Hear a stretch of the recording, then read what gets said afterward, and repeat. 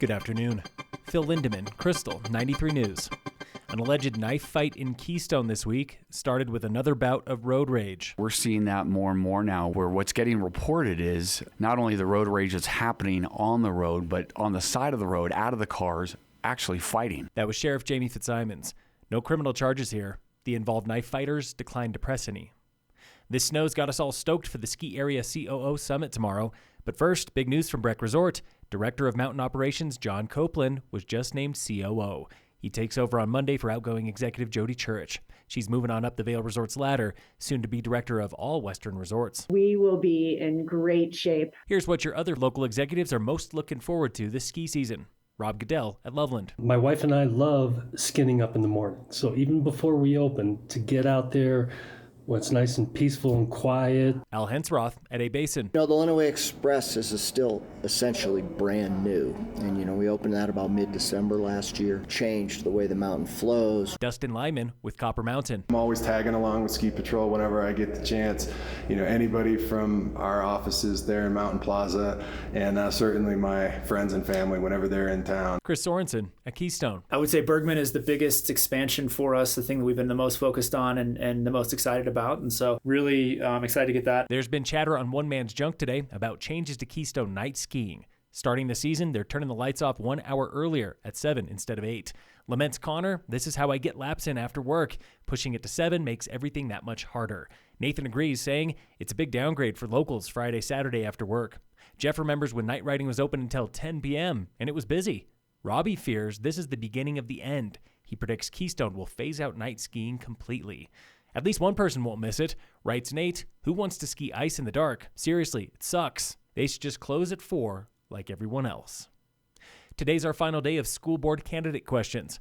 First-time candidate Vanessa Agee brings decades of communication experience. You need to communicate in the clearest and most concise way to catch people who are incredibly busy. Agee is also a mother who believes critical thinking and debate are just as important as test scores. Some of my best conversations with my kiddo and her friends are in the car, and we do talk about the things that she's learning at school. And I do occasionally disagree with something that's said, and we have a conversation about it. And that's really, it's incredibly important. She applauds the district for a recent curriculum change in early elementary school. They saw that Eureka wasn't working for them and provided feedback and guidance to purchase a curriculum that did make sense for elementary school students. If elected, Agee's top priorities are academics, teachers, parent communication, and compassion for students. Making his first run at school board is Leigh Sargent.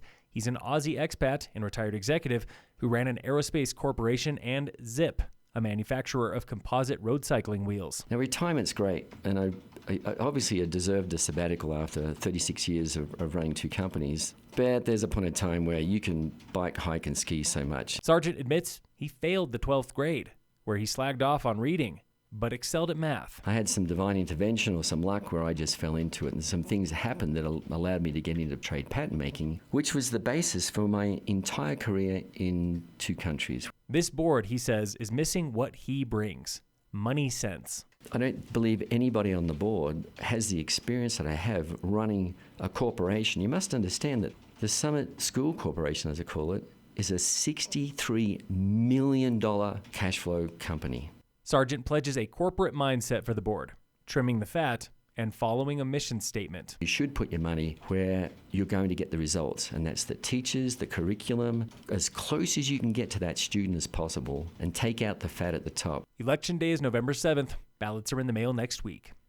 Local fire dangers dropping too low. With rain and snow in the forecast, there are still no fire restrictions. In sports, the Broncos play the Chiefs tonight at 6:15 on Amazon Prime.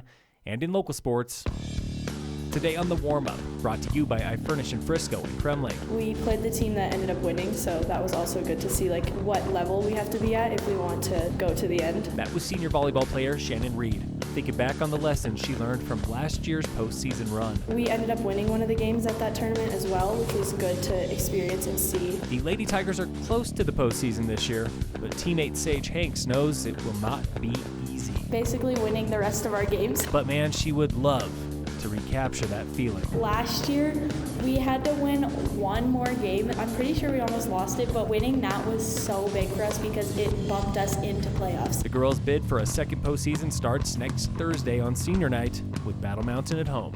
This has been the Warm-Up with high school athletes. Phil Lindemann, Krystal, 93 News.